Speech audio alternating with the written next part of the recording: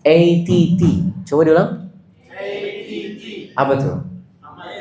Amazing Technique of Teaching. Cara ngajar yang amazing.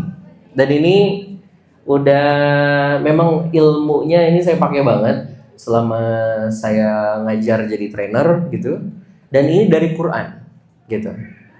Karena masalah ngajar itu bukan masalah ngajar doang, tapi apa? Karena caramu menasehati akan menentukan perubahan besar. Coba diulang. Perubahan. Angkat tangan kanan ke atas. Pegang teman kanannya. Usap-usap. Bilangin, Besti, kita belajar bareng. Satu ilmu Allah yang insya Allah kepake banget buat bikin banyak orang makin kenal semua. Semangat Besti. Angkat tangan kiri, pegang teman kirinya. Besti, saya tuh udah semangat, kamu baru panas. Nanti ingetin saya, kalau saya ngantuk cubit dulu. Takbir. Oke, bismillah. Kita review apa yang udah kita pelajarin kemarin-kemarin. Bahwa kita mempelajari ilmu masih dalam koridor yang namanya hard mastery. Masih ingat?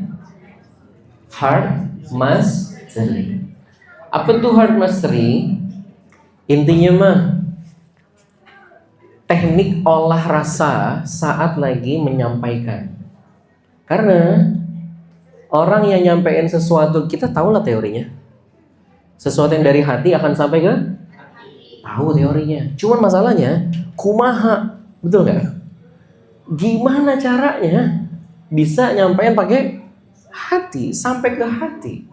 Nah, itulah yang mau kita pelajarin. Dan kita udah belajar beberapa hal. Keilmuannya secara teori kita udah 2 pertemuan kemarin. Ada kita jadi pembawa cahaya, ya. Jadi sebelum materinya tersampaikan, kita sendiri yang harus jadi wadah cahayanya. Bisa dipahami ya? Yang kedua, wadahnya udah bener, cara nuangnya juga harus benar. Nah, itulah konsep sederhana kalau kita pengen nasihat kita itu dengan izin Allah mengubah. Bukan masalah airnya doang, tapi cara nuangnya dan wadahnya. Oke. Untuk jadi wadah yang baik, kita udah belajar di 2 pertemuan sebelumnya. Masih ingat apa aja yang harus dikuasai? Nah, lu udah lupa. Pahamin kendaraannya. Yang kedua, betul, pengemudinya siapa. Yang ketiga, penumpangnya siapa.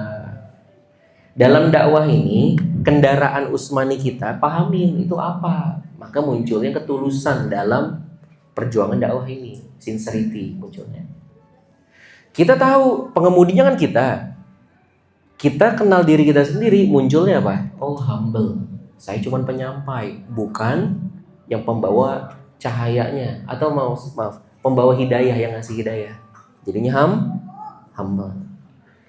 Yang ketiga, kita tahu yang lagi kita ajarin ayat Quran, nasehatin, penumpangnya siapa? Munculnya apa? Loving kindness. Saya review dikit. 3 yang harus dikuasai. Apa aja tadi? Sincerity, humbleness, loving kindness. Catatan singkatnya kalau udah pada kena kue nastar lebaran nih. Sincerity itu intinya sebelum ngajar atau setiap ngajar, tajdidun niat. Perbaiki niat, ngomong sama Allah, ya Allah, saya bawain ilmu Engkau. Tujuan saya ya Allah bikin mereka kenal sama Engkau, bukan sama saya. Munculnya apa? Sincerity. Catatan kedua, takutnya diketumbuk sama lontong sayur ya. Humbleness. Catatannya apa? Gini aja simpelnya. Untuk jadi wadah yang baik, agar Allah kasih cahaya gitu, maka sadarin bahwa kita nih dipinjem sama Allah. Bukan karena kita, saya selalu ngomong ke trainer-trainer PPA, guys, kenapa antum dipilih sama Allah jadi trainer yang nasihatin banyak orang? Apa karena antum punya skill? Karena antum paling soleh? Tapi jangan-jangan apa? Antum dipilih jadi pengajar? Jangan-jangan kita dosanya justru lebih banyak daripada yang diajarin. Saya tanya kepada para pengajar, para trainer, antum mau nemenin siapa? Di acara nanti yang hadir siapa? Kalau jawabannya nanti yang hadir itu ya peserta, salah nggak? Nggak salah. Ada lagi jawabannya. Ya nanti yang hadir itu target market yang mau kita ajak closing tuh nanti. Salah nggak? Nggak juga. Siapa tahu mau closing funding pembangunan dan lain-lain. Nggak salah. Satu lagi. Siapa yang lagi ditemenin? Mereka dititipin mas sama Allah. Buat apa? Dikenalin ke Allahnya, bukan ke sayanya. Jadi saya hanya nemenin mereka. Mereka keluarga saya yang mungkin butuh banget sama nasihat ini. Pertanyaan saya, beda nggak? Memahami yang pertama, kedua, dan ketiga, beda nggak? Satu tadi sebagai siapa? Peserta. Yang kedua, target market. Yang ketiga, keluarga. Jadi saya kesini udah ngobrol aja dari tadi. Kenapa? Karena saya anggap teman-teman udah kayak keluarga.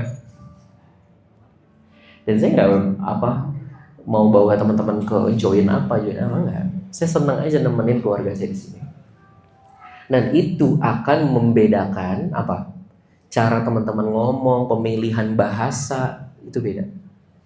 Contoh, kalau teman-teman lagi ngajar atau lagi ceramah di depan atau lagi apapun itulah ya nasihatin, nganggapnya mereka semua adalah peserta. Kira-kira sebutan yang muncul apa? Nyampaknya gimana? Hah? Bapak-bapak, ibu-ibu, atau ayah bunda, atau jamaah. Satu itu. Tapi kalau kita anggap udah kayak keluarga, kira-kira sapaan aja gimana? Bahasanya udah santai, keluarga saya semua, gimana kabarnya? Udah lah santai aja, nggak perlu di make up, itu keluar otomatis. Nah itulah utama dari wadah cahaya. Oke, simpulin. Ada berapa? Ada berapa? Satu, sincerity. Dua, tiga. Oke, good. Maka teman-teman nanti jadi powerful speaker. Materinya belum sampai, tapi orang udah engage, connect duluan sama teman-teman. Nah, hari ini kita akan lebih bahas skill, gitu ya. Skill bikin konten kemarin sudah saya bahas juga kan? Udah. Ini loh materinya kalau teman-teman lupa. Hari ini orang bukan nggak mau sholat, tapi nggak tahu kenapa harus sholat.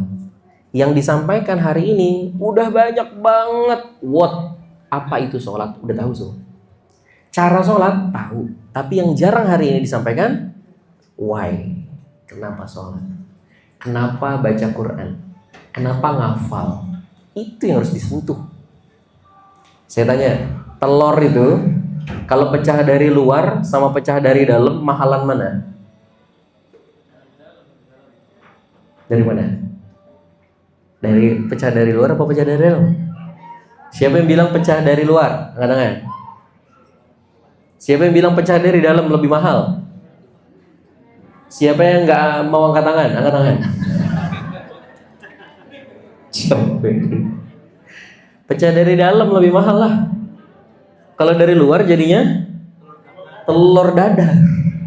Tapi kalau dari dalam jadinya ayam, anak ayam mahal. Artinya perubahan itu kalau kita paksain, kamu sholat nak, kamu baca Quran nak. What sama how? Maka berubah, tapi mungkin nggak bertahan. Tapi kalau disentuhnya, why? Kenapa? Maka itu pecahnya dari dalam, berubahnya. Nah, pengajar ke situ lebih intensnya. Oke. Jadi di dunia training atau pengajaran, teman-teman, ada 3. Content mastery, delivery mastery, dan heart mastery. Nah, kita mau masuk lebih dalam sekarang tentang cara ngajar. Siap? Sekarang berpasangan dua-dua, ayo berhadapan.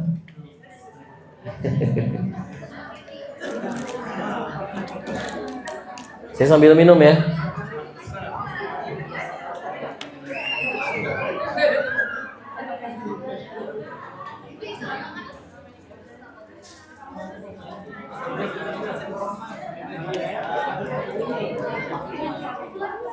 Tentuin siapa yang A, siapa yang B, tentuin. Pakai sweet lagi. Oke.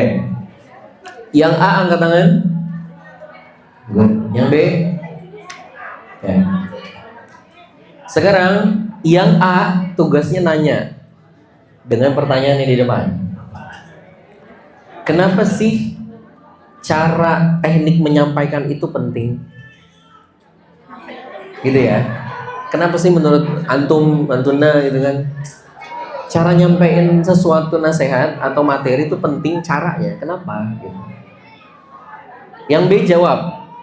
Oke, apapun jawabannya. Nanti saya bilang gantian baru gantian. Sebelum saya bilang gantian, ngomong aja terus. 1, 2, mulai.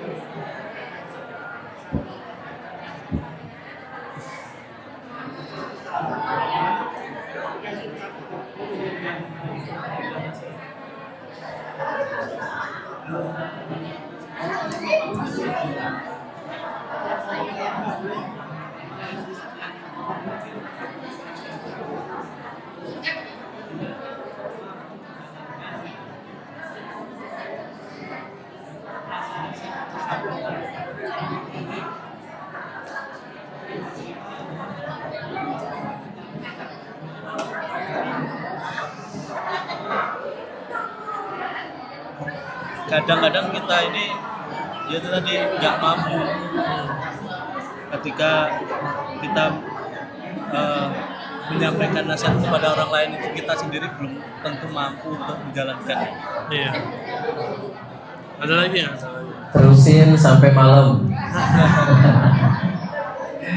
1 menit lagi. Ya, jadi Kenapa sih penting? Cara tuh penting. memberi nasihat itu biasanya bisa mengena itu ya karena yang pertama orang yang kita nasihat itu memang lagi butuh banget nasihat. Yang kedua, dengan nasihat itu mereka yakin dengan pertolongan. Oke, cukup. Gantian. Oke. Yang B yang tanya, A yang jawab. Silakan. 1, 2, 3. Menyampaikan nasihat itu penting. Kenapa cara menyampaikan nasihat itu penting? Ya, ya namanya manusia kan unik gitu ya, manusia unik. Jadi ada orang itu yang suka dinasihatinya, ada yang lembut, ada yang sukanya dinasihatinya belak-belakan. Nah, kita juga mesti tahu matu kita atau lawan dakwah kita, lawan bicara kita yang mau kita dakwahi. Nah, bagusnya seperti apa? Apakah harus dengan pelan kah? Atau keras kah? Dan sebagainya. Atau mungkin ternyata cara menyampaikan nasihat itu bisa juga dengan visual, kayak dengan video atau desain dan sebagainya. Itu merupakan bagian atau cara-cara untuk nasihat kita bisa sampai dan pas di hati-hati teman-teman kita. Nah, makanya cara menyampaikan nasihat itu ada tekniknya gitu ya. Ada tekniknya supaya maksimal dalam tujuan kita, yaitu memberikan nasihat dan mengenal 1 menit lagi. Jadi yaitu cara menyampaikan nasihat itu, kalau kita benar-benar serius itu harus terpola, terstrategi, tidak asal bicara aja gitu. Yang ada malah bukannya seneng, nanti malah berantem. Itu paling ke depan kita harus belajar bagaimana cara Oke, menyampaikan cukup. Ucapin terima kasih ke temennya udah Terima sharing. kasih. Yuk, perwakilan Ikhwan 1, Akhwat 1, Ustadz 1, Ustazah 1 yang mau sharing kenapa cara nyampein itu penting. Bahkan terkadang lebih penting dari isinya, betul nggak sih? Ayo, siapa yang mau sharing? Ya, Ustadz.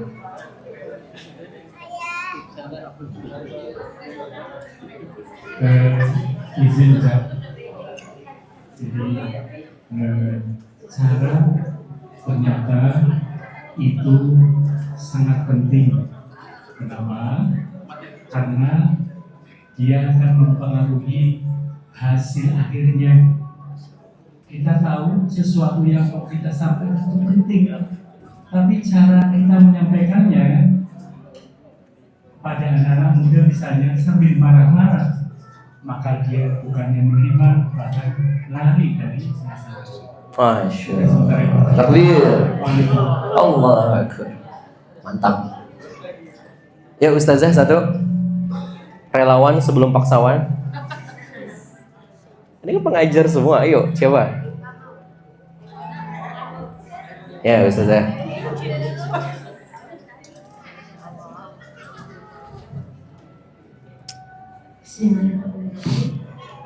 Jadi cara menyampaikan nasihat atau pesan itu sangat penting karena itu akan mempengaruhi sampai atau tidaknya pesan kepada objek yang ingin kita sampaikan.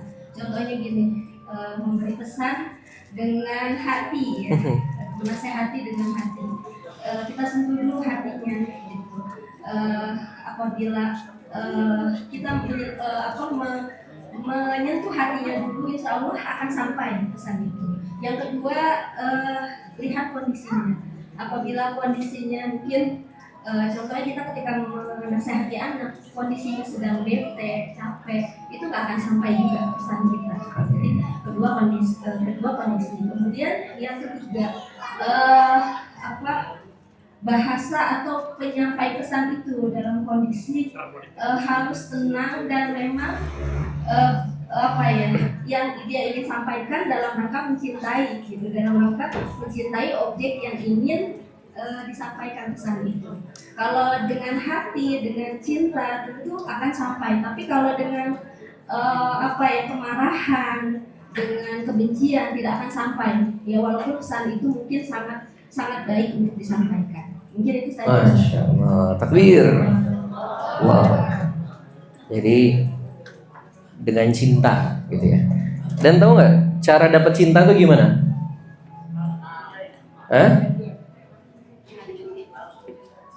Harus mencintai. Gimana harus? Kayaknya berat kalau harus mencintai, itu berat.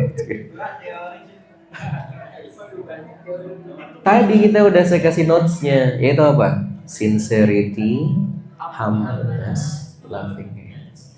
Tanya ini yang mau kita temenin siapa? Nanti muncul cintanya kalau kita tahu dia siapa. Oke, sekarang balik lagi ke pertanyaan, kenapa cara itu penting dan udah dijawab. Kalau saya jawab begini, saya kasih es teh manis mau nggak? Tapi es teh manisnya saya taruh di plastik kotor luarnya. Sedotannya ada lumutnya lagi, mau nggak? Tapi es teh manisnya tetap bersih, mau nggak? Nah, tapi kalau saya taruh di gelas yang ada es batunya, gelas keluar keringat gitu. Terus kalau dibunyiin kelinting. Mau nggak kira-kira? Nah, padahal sama-sama es teh manis. Kenapa yang satu mau diminum, satu nggak mau? Kenapa? Ngemasnya beda. Es teh manis harganya berapa? Es tea harganya berapa? Beda-beda itu. Apalagi bakwan harganya berapa? Bala-bala segitu. Tapi kalau mix vegetable harganya berapa? 20.000. Gado-gado harganya berapa? Kalau bilangnya mix vegetable salad berapa harganya? Gitulah. Kenapa bukan hanya barangnya penting tapi ngemasnya juga penting, gitu ya? Nah, itu yang mau kita pelajari. Kenapa ini penting? Why is it important? Yang pertama, cara kita nyampein itu meningkatkan efektivitas pembelajaran. Mending mana? Ngomong panjang tapi nggak masuk, dibanding Anda ngomong sedikit terus bisa masuk. Mendingan pendek tapi masuk kan? Itu akan kita dapetin ilmunya hari ini insya Allah. Yang kedua, pernah nggak ngajar terus yang lagi diajarin begini? Atau main handphone sendiri? Anda jadi pengajar kayak gitu ngelihat yang diajarin gitu rasanya gimana? Jadi ikutan kayak ini waktu lama banget kayaknya di sini gitu ya. Nah, nanti ketika kita bisa mengemasnya itu hilang insyaallah. Yang ketiga, mengakomodir beragam gaya pembelajaran. Ada yang belajarnya lewat ngeliat, ada lewat games, ada lewat ini itu, kan banyak. Gimana caranya mengakomodir satu ruangan? Nah, itu ada tekniknya. Hari ini kita akan belajarin. Meningkatkan pemahaman dan retensi materi. Nanti teman-teman cuma nyampeinnya sebentar, sedikit, tapi lebih mudah paham dan penolakannya itu mulai berkurang. Biasanya kan kalau ada yang nyampein, ada tuh 1-2 peserta yang begini. Apaan nih? Kayak gitu. Retensinya kuat, penolakannya. Tapi dengan gaya yang diajarin Quran, nanti lebih mudah masuk. Kita akan bahas itu.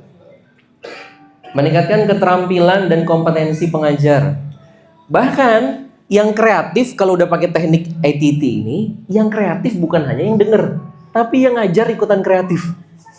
Karena jadi challenge di kita sendiri. Nah, menciptakan lingkungan pembelajaran positif, kinerja peserta didiknya naik, dan hubungannya bukan lagi antara pengajar sama yang diajar, tapi udah kayak saudara. Pakai teknik ATT ini. Pertanyaan saya gini dulu, butuh apa enggak? Kalau nggak butuh saya pulang. Butuh nggak ilmu ini kira-kira? Butuh aja, butuh banget. Bismillah dulu ya. Bismillah, kita belajar. So, kita akan belajar dari Al-Quran langsung. Al-Quran itu bacaan berpahala atau pedoman hidup? Oke. Hidup itu aspeknya banyak nggak? Ada apa aja? Ada finansial ada di situ? Ada cara didik anak di situ? Termasuk ada nggak cara ngajar? Oke, ayatnya yang mana? Dahsyat, banyak ayatnya. Tapi malam ini, pagi ini kita akan menyelam ke ayat yang ini. Al-Baqarah ayat 259. Yuk kita baca bareng-bareng gitu ya. Dan saya minta ada ustadz yang mimpin baca ini. Ada ustadz? Siapa ustadz? Yang akan ditunjuk? Siapa ustadz? Kita biar baca bareng-bareng tapi ada yang mimpin ustadznya. Oke, ustadz Alwi. Ayo ustadz. Bareng-bareng kita semua ya. Al-Baqarah 259.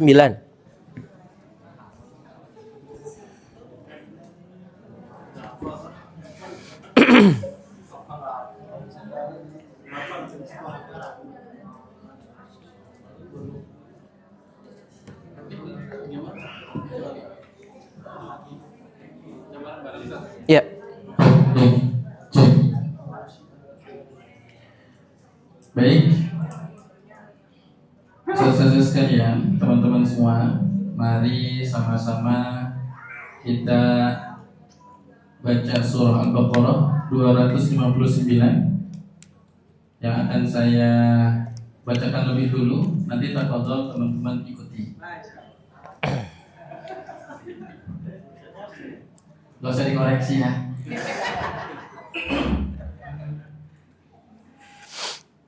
A'udzu billahi minasy syaithanir rajim.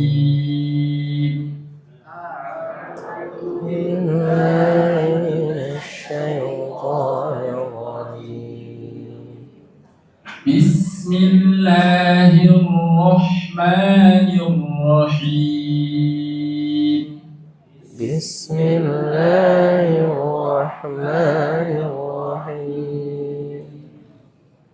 أو كالذي مر على قرية وهي خاوية على عروشها أو كالذي مر على قرية وهي خاوية على عروشها قال أنى يحيي هذه الله بعد موتها قال أنى يحيي هذه الله بعد موتها فأماته الله 100 عام ثم بعثه فأماته الله 100 عام ثم بعثه قال كم لبثت قال لبثت يوما أو بعض يوم قال كم لبثت قال لبثت يوما أو بعض يوم قال بل لبثت 100 عام فانظر إلى طعامك وشرابك لم يتسنه قال بل لبثت 100 عام فانظر إلى طعامك وشرابك لم يتسنه وانظر إلى حمارك ولنجعلك آية للناس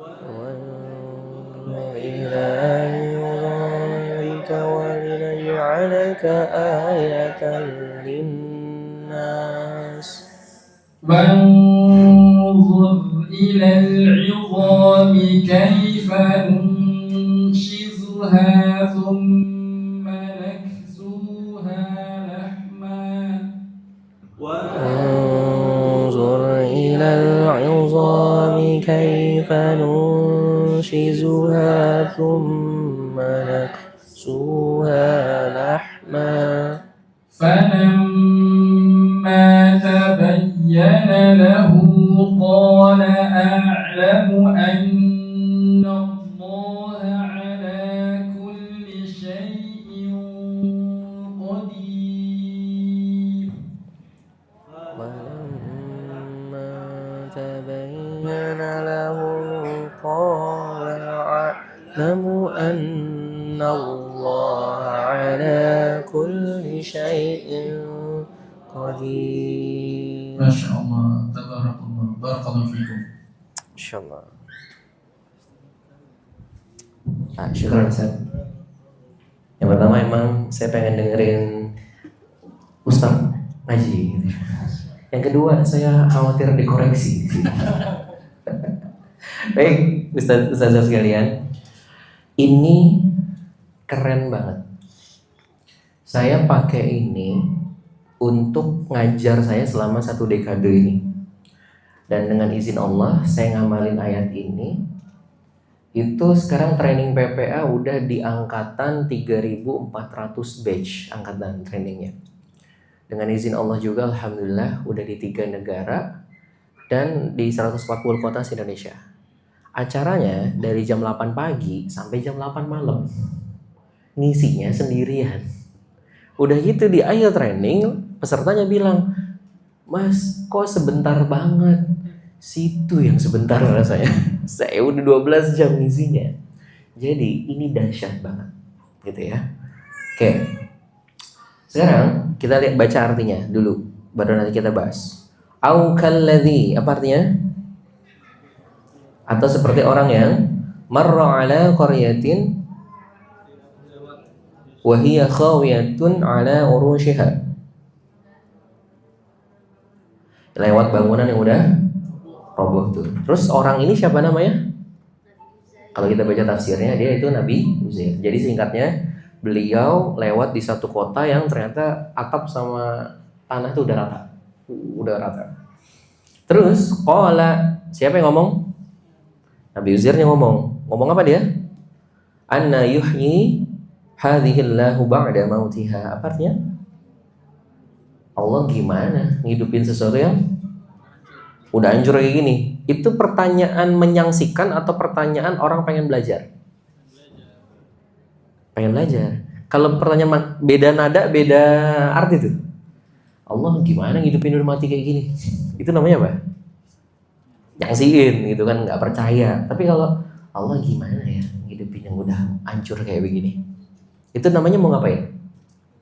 Mau belajar. Berarti kalau mau belajar dia siapa? Pembelajar. Kita lagi dalam konteks apa hari ini pertemuannya? Lagi mau belajar cara ngajar, kan gitu kan? Nah sekarang dia nanya begitu. Terus apakah Allah jawab? Pertanyaan dulu, Allah jawab nggak? Allah jawab, tapi nggak pakai kata-kata. Jawabnya pakai apa? Langsung fa'amatahullah, dimatiin sama Allah. Jadi ternyata ini adalah Allah lagi mau ngajarin siapa? Nabi Uzair. Dan ini dahsyat banget. Ini Quran udah dari kapan sih? 1400 tahun yang lalu, gitu kan. Sedangkan ilmu pengajaran kekinian baru ditemuin, itu apa? Ilmunya, catat baik-baik. Pengajaran amazing itu adalah don't tell, just show. Coba dong. Apa artinya? Jangan banyak ngomong, jangan banyak nyeramahin. Udah tunjukin aja gimana, gitu. Itu yang lebih amazing dibanding ikhlas adalah memurnikan. Dibanding kita langsung nunjukin ikhlas tuh, yuk sini praktek langsung. Yuk gini, dia langsung experience tuh. Nah ini cara jawabnya Allah. Ilmunya don't tell, just show. Sama Allah di show-nya diajarin dengan cara apa? Fa'amatahullah mi'ata amin thumma ba'atha. Berapa lama? Bentar. Dimatiin atau ditidurin? Kalau Asyabul Kahfi? Tidur. Berapa lama? Kalau tiba-tiba nyanyi terpancing kayaknya. Kalau yang ini mati, berapa lama? Jadi ini Allah ngegambarin ada orang dimatiin 100 tahun terus dihidupin lagi. Oh, ini hoax apa bukan? Bukan. Oke, lanjut. Tsumma ba'atha. Kemudian dia bilang, qala kam labis. Apa artinya? Ini yang nanya siapa? Nah, kalau kita baca tafsirnya ada dua nih. Ada Allah yang langsung nanya ke orang yang ini, atau Allah ngirim malaikat untuk langsung nanya jawab sama si Nabi Uzair. Ditanya apa pertanyaannya? Berapa lama kamu udah di sini? Gitu kan. Terus dia jawab, qala. Nabi Uzair jawab apa? Labistu yauman aw ba'da yaum. Kayaknya sehari deh, atau kayaknya setengah hari deh. Kenapa jawabannya begitu? Karena dia diwafatin di tafsirnya, dia diwafatin itu zuhur. dibangkitin maghrib. Jadi pas bangun gimana? Masih ngeliap-ngeliap tuh. Setengah hari kayaknya. Sehari kayak gini. Gitu. Terus dijawab sama malaikat itu atau yang nanya itu apa? Qala bal. Apa tuh? Enggak. Kamu labista mi'ata amin. Kamu udah berapa lama? 100 tahun. Coba bayangin Anda jadi Nabi Uzair sekarang. Lagi ngeliat, bangun, terus masih ngeblank. Ada yang nanya, kamu berapa lama di sini? Hari atau setengah hari. Terus dibilang, enggak, kamu udah 100 tahun. Pertanyaan saya, percaya apa enggak? Kira-kira kita akan ngomong apa ke orang ini? Ngaco. 100 tahun. Tapi orang yang lagi ngomong itu berusaha meyakinkan. Dengan cara apa? Fanzur. Apa artinya? Lihat. Disuruh ngelihat apa? Fanzur pertama itu disuruh ngelihat. Fanzur ila ta'amik, makanan. Wa syarabik, minuman. Lam yatasanna. Apa artinya? Bentar. Coba bayangin lagi. Anda bangun tidur. Ada orang ngomong 100 tahun kita udah di sini. Dan dia berusaha meyakinkan. Kamu gak percaya sama saya, kamu udah 100 tahun. Tuh lihat makanan sama minumanmu. Pas dilihat, lam yatasanna. Masih utuh, belum berubah. Risolnya masih risol gitu. Bala-balanya masih bala-bala, belum berubah. Pertanyaan saya, Anda yakin sama orang ini atau makin ragu? Makin ragu. Gimana sih ngomong 100 tahun ini air masih oke, ini masih oke. Tapi ketika disuruh ngelihat yang kedua apa? Wanzur ila himarik. Apa tuh? Lihatlah keledaimu.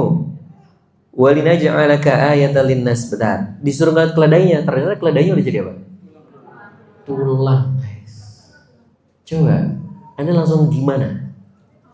Anda ngeliat makanan nggak berubah, minuman nggak berubah, tapi pas ngeliat kepada tunggangan teman-teman, zek, itu udah jadi tulang. Rasanya gimana? Konslet itu otaknya. Ini apaan sih?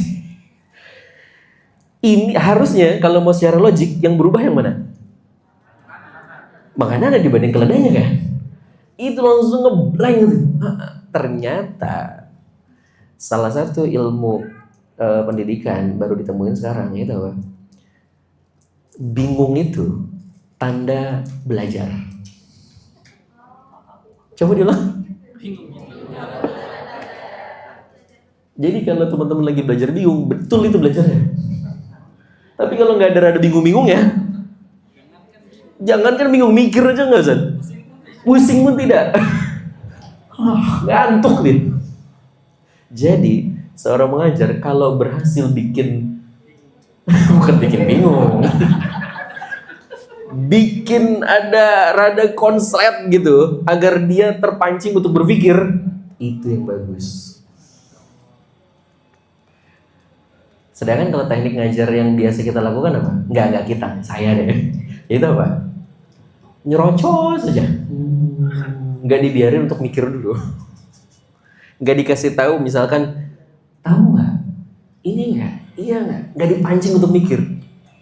Gitu ya. Oke, lanjut.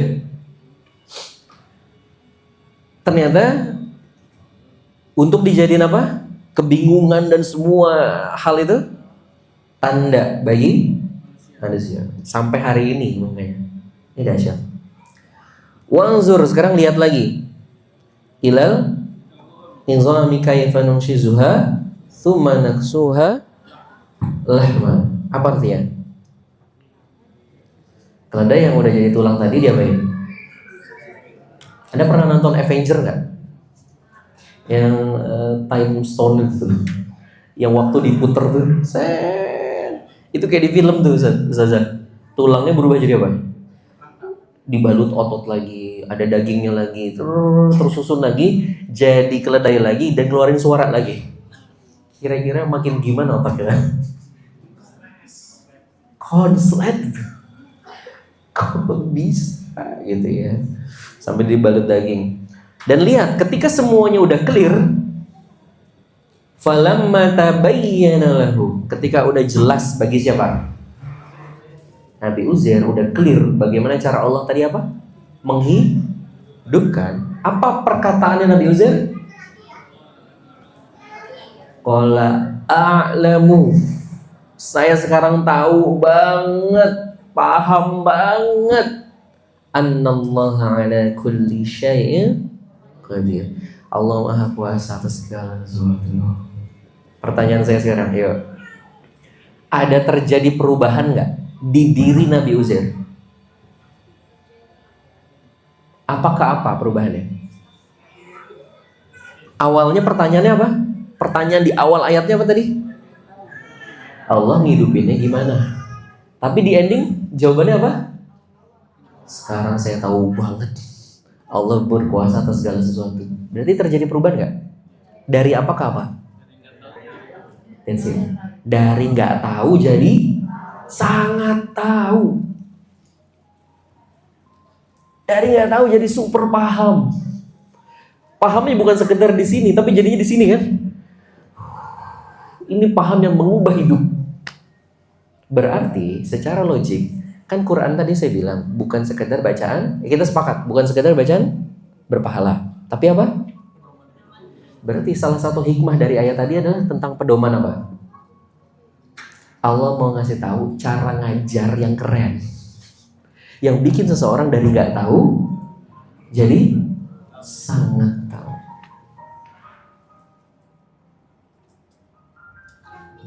Biar terinstall dulu, angkat tangan kanan ke atas, pegang teman kanannya, senyumin dia. Guys, bestie, ternyata dahsyat. Andaikan kita dikaruniai Allah bisa ngajar kayak gitu, anak didik kita bawa cahaya buat banyak orang nanti. Tangan kiri, pegang tangan kiri. Badannya bukan kepalanya. Kenapa jadi kepala? Besti. Iya ya. Maka bismillah ya. Kita bertumbuh. Kita bertumbuh jadi pengajar yang bisa bawa cahaya buat anak didik kita sesuai Quran. Amin. Salaman dulu sama sebelah-sebelahnya, udah diusap-usap, meper, kayaknya meper gorengan barusan.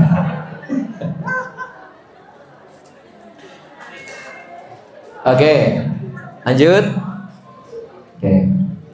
Kalau kita lihat terjadi eskalasi, terjadi perubahan dari yang nggak tahu jadi yang awalnya bagaimana Allah ngidupin, sekarang jadi saya paham banget. Journey-nya ternyata cara ngajar itu berlevel-level, guru-guru. Level paling bawah adalah apa? Level apa? Oh, bukan. Bukan. Tapi cara ngajar yang saya lagi ngomongin ini cara ngajar. Level pertama adalah informing. Cuman sekedar ngasih tahu. Ikhlas tuh adalah begini. Bete gak kira-kira? Kemungkinan bete-nya tinggi tuh. Tapi yang keren pengajar, levelnya naik kedua. Itu apa? Demonstrating. Ngajarin ikhlasnya bukan lagi pakai gini, tapi gimana? Guru, ikhlas tuh kayak gimana sih? Ini nah, kamu jalan ke kandang sapi saya, kamu perah susunya pagi ini, bawa ke saya, diperah tuh, datang ke sini. Itulah ikhlasnya. Dia kayak susu murni, putih, bersih, yang padahal dia keluar di antara darah dan kotoran, tapi dia tidak tercampur di sana. Maka ikhlas itu seperti itu. kamu bersihkan niat-niatmu dari selain Allah. Dia ngerasain experience gak kira-kira merah susu sapi tadi? Demonstrating. Level berikutnya lagi, guiding. Ini lebih tinggi lagi levelnya dibanding informing dan demonstrating. Kadang demonstrating itu kita yang melakukan, kita yang merah susunya sendiri. Tapi kalau guiding, ini kayak lagi coaching. Ustaz, saya tuh gimana ya? Sakit hati dengan omongan orang. Saya harus gimana? Biasanya kita nasihatnya gimana? Sabar. Apalagi? Balas. Nah, ini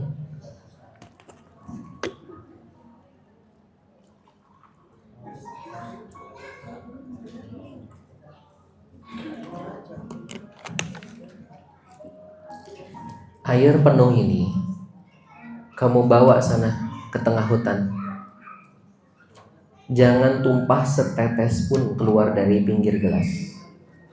Kalau kamu keluar setetes pun, itu kamu gagal. Maksudnya apa, Bu?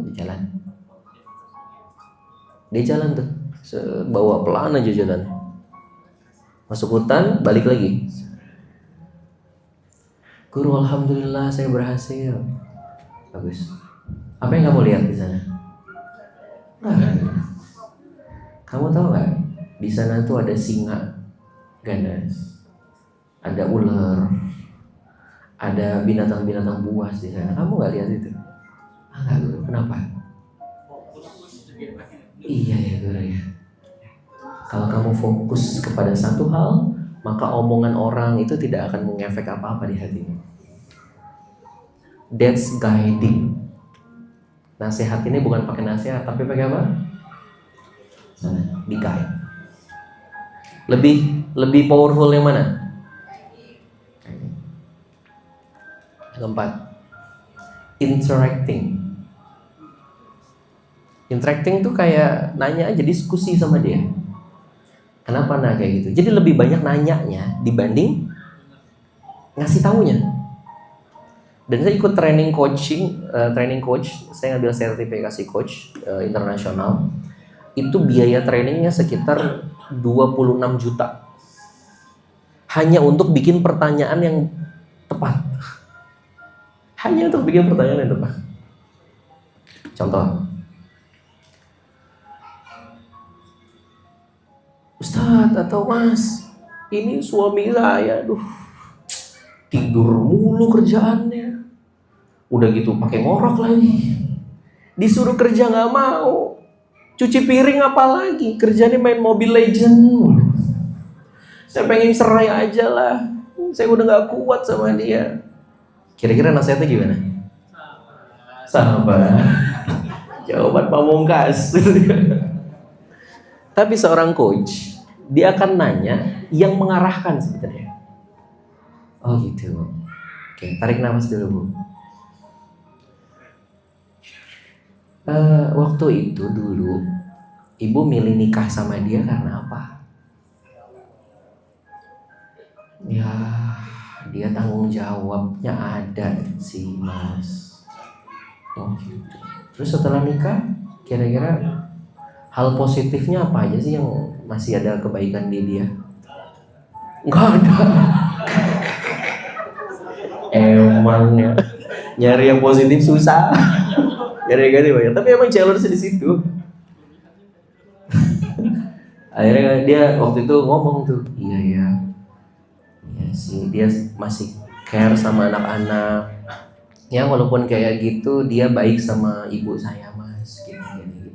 Semakin dia ngomongin banyak positifnya, negatifnya tuh jadi makin nggak kelihatan. Walaupun nggak hilang, tapi minimal dia bisa lebih menerima dan punya kekuatan untuk bertahan untuk perubahannya. Gitu. Jadi pakai pertanyaan itu powerful. Gitu. Salah nanya, salah jawaban. Contoh teman-teman kan ngajar Quran ya, gitu kan. Selesai, di endingnya nanya, gimana? Nggak ngerti ya? Nggak ngerti tuh langsung. Pusing ya? Iya, pusing itu. Tapi kalau pertanyaannya, Gimana, apa yang bisa dipelajarin tadi, walaupun sedikit. Dia akan mulai nyari. Nah, itu interactive. Dan lebih dahsyat lagi ada explore. Lebih dahsyat lagi ada explore. Jadi exploring itu kita kayak ngasih penugasan sebenarnya. Dia udah tahu nih makna ikhlas tadi, makna apalagi fokus. Sekarang coba kamu terapin itu di kerjaan kamu ya. 3 hari ini aja. Fokus ngelatih ikhlas dan fokus tadi. Nanti datang lagi kamu cerita ke saya. Dia langsung explore, oh iya ya fokusnya gini, niatnya begini. Itu lebih wow, experience buat dia. Dan lebih dahsyat ujungnya adalah yang ini. Creating. Ketika dia udah balik, oke, iya ya ternyata ikhlas dalam konteks kerja gini ya Ustadz ya. Fokus dalam makna keluarga tuh begini ya Ustadz ya. Iya. Terus sekarang kamu pengen menghasilkan karya apa? Impact apa dari pemahaman yang udah kamu dapat? Oke. Saya kayaknya udah punya rumus ikhlas di rumah tangga deh. Saya mau sharing ke banyak orang Dia sharing, akhirnya bikin training atau bikin produk. Tahu TLQ teman-teman? Tahu TLQ? The Living Quran. Di Usmani kan ada. Itu hasil explore sama creating. Exploring dan creating. Explore sebenarnya keresahan umat apa sih memahami Quran atau mengamalkan Quran. Oh gini. Apa ya solusi yang bisa dihadirkan? Munculnya creating. Jadi ngajar itu bukan sekedar ngajar. Coba diulang. Saya bacain kalimat dari Imam Syafi'i, ini keren banget. Seorang guru yang bijaksana adalah orang yang tidak hanya menyampaikan informasi, tetapi juga mengilhami peserta didiknya untuk berpikir kritis, bertanya, dan mencari kebenarannya sendiri. Itu next level dari seorang pengajar. Ketika bisa dipancing dan dia bertumbuh, wah itu dahsyat. Nah untuk itu kita akan latih ini dari surat yang tadi. Surat apa tadi? Atau Al-Baqarah ya? Saya kasih tahu dulu penelitian yang masih relate banget sampai hari ini. Kita sama-sama tahu ada tipikal banyak orang belajar, betul nggak sih? Ada apa aja nih 3 ini? Visual, auditory, kinestetik. Visual itu apa? Visual pendengaran. Penglihatan. Itu saya tuh. Saya kalau lagi belajar, saya nggak bisa kalau orang cuma ngomong, nggak ada slide, nggak ada gambar-gambar, itu lebih susah bagi saya. Tapi kalau ada itu, jadi mudah. Ada nggak yang samaan kayak saya? Itu visual tuh. Dominan visual, bukan artinya saya visual utuh, enggak gitu ya. Kita semua campur-campur, dominan aja. Yang kedua, auditory. Apa auditory? Dengar. Dia nggak perlu ngelihat, dia denger aja, itu lebih nyaman bagi dia. Dan itu istri saya. Istri saya kalau lagi belajar, dia rekam suaranya sendiri. Abis itu dia denger lagi kemana, dia denger. Dan itu lebih masuk bagi dia. Ada yang kayak gitu, lebih suka denger dibanding ngelihat. Ada lagi yang kinestetik. Apa kinestetik? Ada gerakan, experience langsung. Nah itu kinestetik, ngalamin langsung. Nah ini penemunya namanya Neil Fleming, tahun 1992. Dia namain VARK, VARK, visual, auditory, repetition, kinestetik. Repetition itu apa? Tapi itu sama dia kesini-sini udah dihapus repetition karena bukan metode. Itu hanya ya apa namanya? Proses saja, proses gitu ya. Bukan sebuah cara belajar. Jadi cuman apa? V A K. Terus pertanyaannya gini. Hubungannya apaan mas sama ayat tadi? Ternyata, ingat ini ditemuin tahun berapa? Quran berapa tahun? 1400 tahun yang lalu. Ternyata ayat yang tadi itu mengandung 3 ini semua. Coba, Nabi Uzair diapain? Pas udah bangun. Lagi punya pertanyaan, dia diapain? Dimatiin 100 tahun. Berarti disuruh ngapain? Ngerasain langsung kejadiannya. Kinestetik. Langsung disuruh ngerasain. Yang kedua, udah bangun terus diapain? Ditanya-tanya kan? Auditori. Kamu udah berapa lama di sini? Kayaknya sekian deh, kayaknya sekian. Diajak diskusi, denger penjelasan. Dan bukan hanya itu, tapi disuruh ngapain? Fangzur, lihat. Jadi ternyata ilmu VQ ini, penemunya Neil Fleming, dia dapat Nobel. Itu ditemuin 92. Sedangkan ayat ini sudah ada sejak 1400 tahun yang lalu. Jadi Quran kita dahsyat gak kira-kira? Dahsyat banget. Maka penerjemahan dari 3 ini, gimana caranya dalam aplikasi ngajar kita? Ini. Catat ini baik-baik, ini akan kita latih di ruangan ini, di masjid ini. Ternyata ada turunan dari 3 tadi. Kalau kita turunin lagi, ada 7 cara ngajar yang lebih efektif dan lebih keren. 1, cerita. 2, analogi. 3, studi kasus. 4, simulasi. 5, demonstrasi. 6, diskusi. 7, oke, catat itu dulu. Baru saya jelasin satu-satu.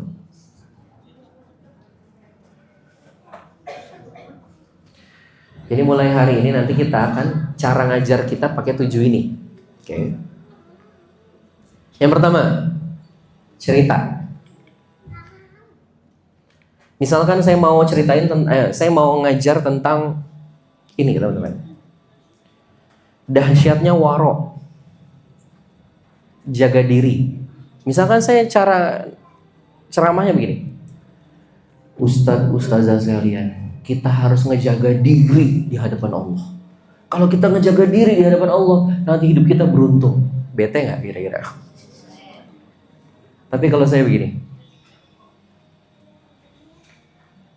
di suatu siang ada seorang anak muda lagi kelelahan tidur di pinggir sungai. Kemudian dia lihat aliran sungai itu, ada buah delima yang ngalir di pinggir sungai. Dia ambil, saking laparnya dia makan buah delima itu. Sudah habis dia baru ingat, astagfirullah, itu kan bukan punya saya buahnya. Saking dia pengen jaga dirinya, dia jalan di pinggir sungai, nyari pohon mana yang ada di pinggir sungai yang buah itu jatuh dari situ. Ketemulah pohonnya. Ini. Ditanya sama orang-orang sekitar, ini pohon punya siapa? Itu rumahnya. Dia datang. Assalamualaikum. Anda yang punya rumah? Bapak-bapak itu keluar dari rumah. Iya nak, ada apa? Waalaikumsalam. Pak, saya mohon maaf. Tadi saya makan buah delima dari pohon bapak, tapi saya belum izin. Saya mohon dihalalkan ya Pak, buah yang saya makan. Bapak itu gini. Oke, boleh. Tapi nggak semudah itu ya saya halalin. Kamu harus kerja sama saya 1 tahun. Baru saya halalin. Kalau itu bikin Bapak ikhlas, saya oke Pak. Kerjalah 1 tahun. Gak diupah. Selesai 1 tahun Pak, sudahkah buah itu dihalalkan? Belum. Kamu harus nikah sama anak saya. Baru saya ikhlaskan. Mau nggak Pak kira-kira?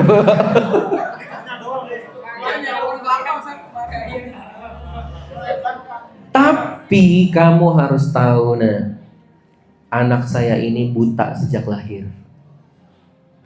Dia tulis sejak lahir. Gak apa-apa lagi.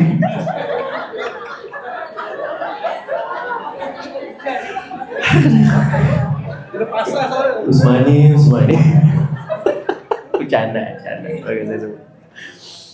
Dan dia bisu sejak lahir. Masih mau kamu? Kalau itu bikin bapak ikhlas, saya siapa? Ya udah, langsung nikah, diangkat saat itu. Dah, istri kamu tuh ada di kamar. Dia masuk. Dan masuk itu nggak pakai ngetok, salam sambil dorong pintu. Kenapa? Karena tahu salam pun nggak bakal di orang buta bisu tuli kan. Assalamualaikum. Tiba-tiba dia ngeliat ada perempuan cantik dan nengok. Waalaikumsalam warahmatullahi wabarakatuh. Maaf, saya salah kamar. Dia tutup lagi, dia balik ke bapak tadi. Pak, maaf Pak, tadi saya salah kamar Pak. Kamar istri saya yang mana? Itu kamarnya. Itu anak saya. Kan bapak bilang buta, tuli dan bisu Pak. Ya, ketahuilah nak, dia memang buta sejak lahir. Buta, tidak mau menggunakan matanya ngelihat yang maksiat di hadapan Allah.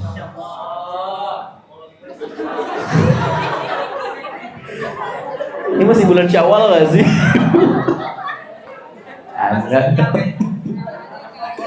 Ketahuilah nak, dia tuli di hadapan Allah. Kenapa? Dia tidak mau menggunakan pendengarannya buat hal-hal yang gak bermanfaat. Dan ketahuilah nak, dia bisu sejak lahir. Dia gak mau dusta di hadapan Allah, bahkan hal kecil sedikit. Dan itulah istrimu. Dan ternyata itu siapa? Ayahnya Imam Syafi'i, yang melahirkan imam besar Imam Syafi'i. Dari ngejaga apa? Delima. Jadi pulang dari sini harus gimana Pak? Cari delima. Itulah dahsyatnya kalau kita ngejaga diri warok di hadapan Allah. Nah, pertanyaan saya, lebih masuk yang mana? Saya ceramah langsung atau pakai cerita tadi barusan? Jadi mulai sekarang kalau nyampein pengajaran ke murid kita gimana? Pakai cerita. Dan 2/3 Quran apa? Cerita. Sekarang udah mulai paham kita kenapa ngajar kadang orang pada bete. Poin. Cerita lah. Dan saya bilang tadi, ATT ini bikin yang ngajar jadi kreatif. Karena sebelum ngajar pasti nyiapin cerita apa ya buat nyampeinnya. Tapi kita makin cerdas. Yang kedua, analogi.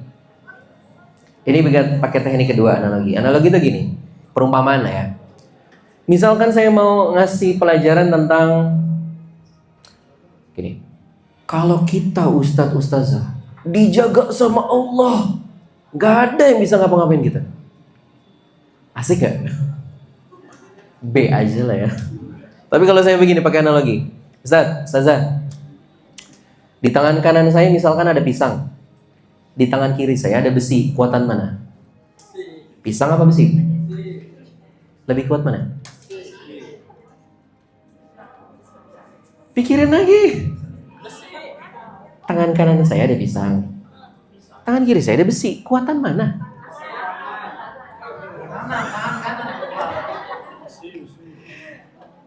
Dipikirin secara logika. Tangan kanan saya ada pisang, tangan kiri saya ada besi. Kuatan mana? Jawabannya? Lebih kuat mana? Jawabannya suka-suka saya. Suka-suka saya yang megang. Kalau saya bilang pisang ini lebih kuat, pisangnya saya masukin freezer aja. Besinya saya lebur. Lah. Kalau saya bilang besinya lebih kuat, ya udah besi udah kuat, pisangnya saya puncak-puncak ya selesai dia. Jadi jawabannya apa? Suka-suka yang megang. Maka pahamilah kita ini di dalam genggaman tangannya Allah. Innallaha ala kulli syai'in qadir. Jadi suka-suka yang genggam, bukan suka-suka mulut netizen.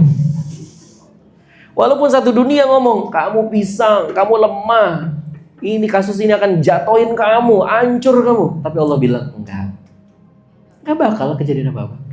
Tapi sebaliknya, satu dunia bilang, kamu besi, wah kuat banget, hebat banget, Titanic gak bakal tenggelam. Ternyata, Allah bilang tenggelam. Jadi pertanyaan saya, lebih masuk mana? Ngomong langsung atau pakai analogi barusan?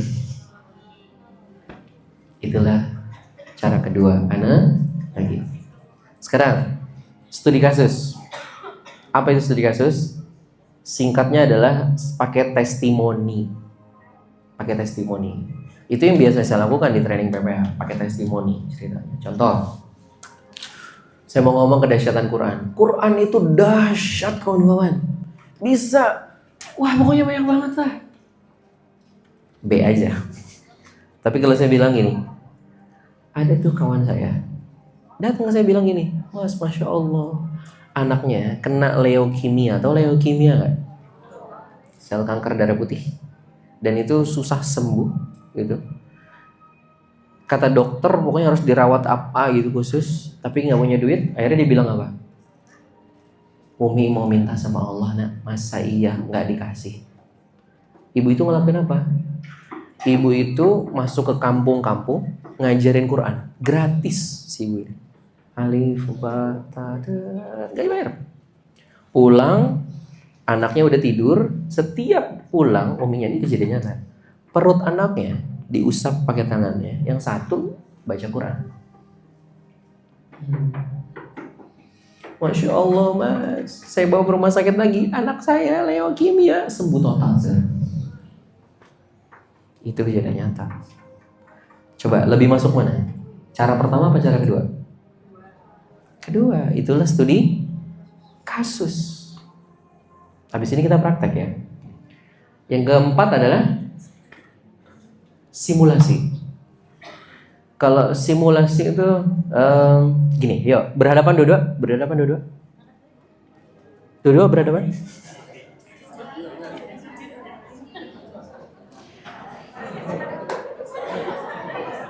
Oke, ini bentar doang kok. Oke.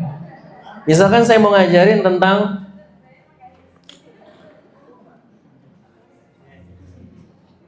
teman-teman semua, kita itu harus hanya mencintai Allah. B aja kan. Tapi sekarang coba, semua jari begini, semua jarinya begini. Cubit pipi temennya. Cubit. Cubit pipi bukan kerudung.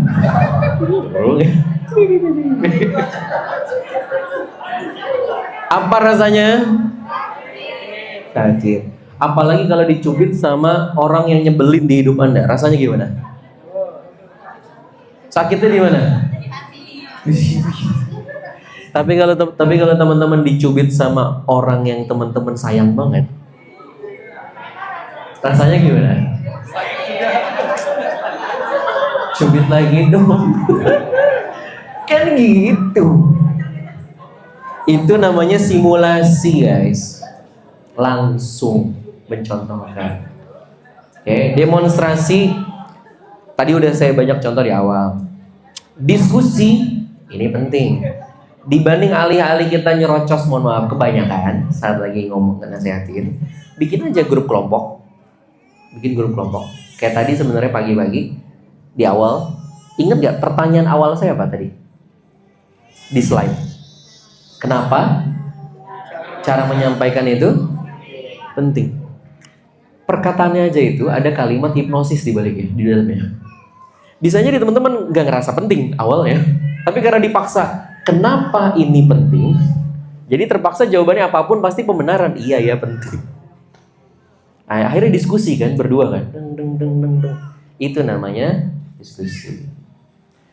Ada yang cara ketujuh, namanya eksperimen. Artinya kalau ini kasih penugasan, suruh praktek, itu kan lebih masuk pelajarannya. Oke, sekarang kita challenge. Silakan berdua ya. Bikin materi untuk nasehatin temennya. Jangan pakai ChatGPT. Silahkan teman-teman, temanya apapun bebas. Mau tema ikhlas, mau tema apa lagi, sabar, syukur, apapun lah ya, semua bisa. Dan Anda pilih mau pakai teknik yang mana dari 7 ini.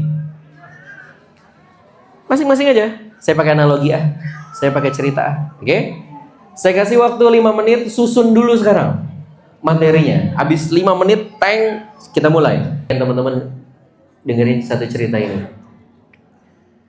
Jadi, ini cerita mengubah hidup saya banget. Di suatu pelelangan di sore hari. Waktu itu dilelang barang-barang antik yang ada di sana. Dan semua terjual dengan harga yang mahal banget. Sampai MC-nya itu pas mau menutup acara, dia ngelihat, ada satu barang yang belum dilelang. Yaitu biola tua, lecet, berdebu, senarnya kendor di pojok ruangan. Diambil. Siapa yang mau ini? Gak ada yang mau ngambil barang itu. Kenapa? Itu mah barang rongsokan, bukan barang antik. Siapa bawa pulang aja deh, daripada kami repot-repot bawa aja. Tapi ada satu mahasiswa datang. Pak, buat saya aja pak. Ya dah nih, ambil. Pas mau dikasihin, seketika terdengar suara orang teriak dari belakang orang-orang yang lagi ikut peserta lelang. Sebentar. Semua nengok ke belakang dan semua kaget. Kenapa dia bisa di sini? Mau ngapain dia? Boleh saya lihat barangnya? Silakan pak. Yang sini juga tahu itu siapa yang ngomong. Bahwa kakek-kakek tua itu jalan membelah lautan orang yang lagi ikut lelang. Semua diem bisik-bisik. Apa dia mau balik lagi ya ke dunia ini ya? Kok dia ada di sini? Dia kan udah lewat lama, maksudnya udah hilang dari peredaran. Boleh saya lihat biolanya? Dikasih. Ini dia diputer-puter sama dia. Oh ya. Oh, benar, gak salah ini. Dia bersihin debunya, dia kencengin senar-senarnya.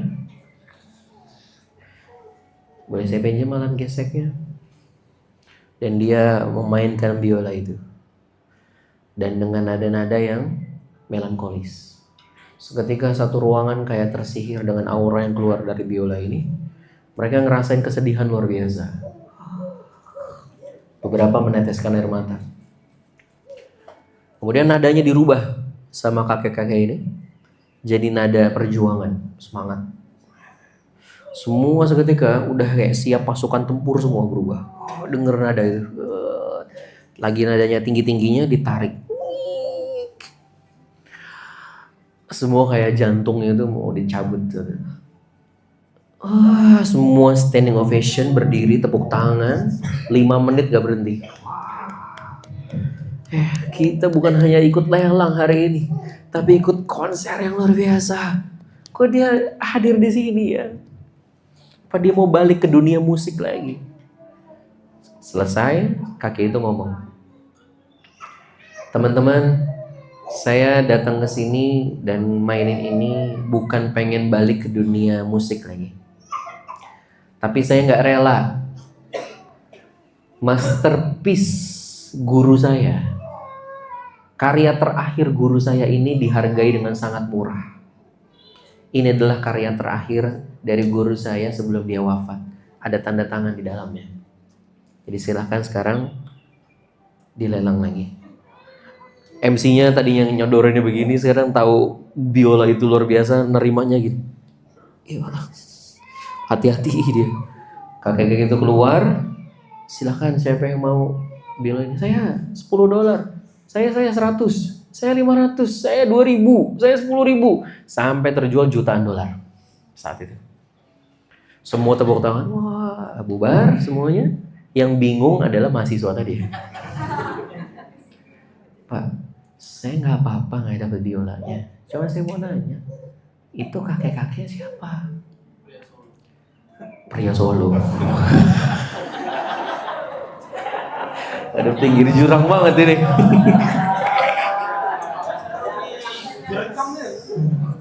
Tukang bakso nih ada. Lanjut. Kamu gak bakal tahu siapa dia. Kenapa?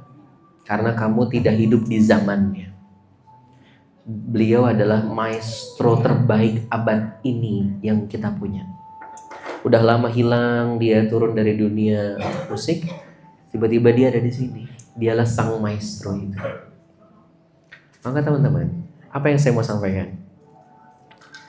Di luar sana banyak hamba-hambanya Allah yang kayak biola butut, berdebu, lecet, kendor di pojok ruangan. Dia ngerasanya kayak sampah masyarakat bisa jadi. Hidupnya kayaknya gak berarti, dia gak tahu mau kemana. Biola tua berdebu. Dan mereka nunggu apa? Sentuhan tangan dari Anda semua, sang maestro itu. Yang hanya menyentuh sebentar, semenit, 2 menit dengan nasihat yang tepat, cara yang tepat, hati yang tepat, maka dia akan berubah bukan hanya jadi biola tua yang berdebu tadi, tapi biola yang harganya mahal jadi fi ahsani taqwimnya Allah, ciptaan terbaiknya Allah. Dan itu adalah lewat wasilah teman-teman semua. Siap jadi sang maestro itu? Teman-teman, settingan hati sang maestronya udah dikasih. Sincerity, humbleness, loving kindness, Anda udah. Ilmunya, cara geseknya, teman-teman udah punya ilmu Quran. Tinggal bagaimana memperbaikinya dan lain-lain. Itulah yang kita pelajarin hari ini. Dan tinggal Anda sentuh orang-orang di luar sana, murid-murid teman-teman semua, maka dia akan keluar cahayanya, insya Allah. Barakallah, moga-moga ada manfaatnya. Dan hari ini adalah hari terakhir